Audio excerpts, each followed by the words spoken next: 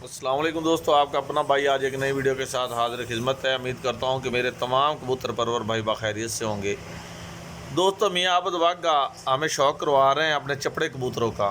ये चपड़े कबूतर उस्ताद तन्नी तनवीर उर्फ तन्नी उस्ताद थानू की जेड़ा है आखू का शौक रहा है उस्ताद?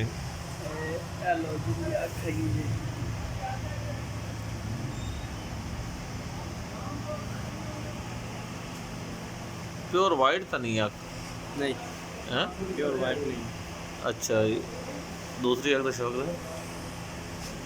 सेम ही है। ये चपटा कितों है तू जेड़ा है? चपटा नहीं है। ये चपटा नहीं ਇਹਦਾ ਪਰ ਖੋਲਿਆ ਜੇ ਉਸਤਾਦ ਜੀ?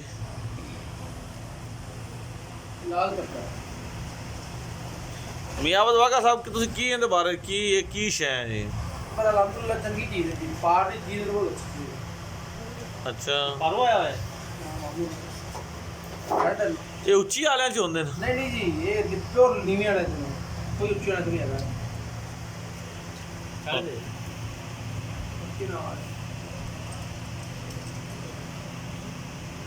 जो प्योर नीमी वाले जो। आप मारती हैं दोस्तों, वीडियो अच्छी लगी हो तो लाइक एंड शेयर कीजिएगा, चैनल को सब्सक्राइब करें, बेल आइकॉन के बटन को प्रेस करें ताकि हमारी नई आने वाली वीडियो बआसानी देख सकें। नवीर भाई इनकी आँख दिखाए।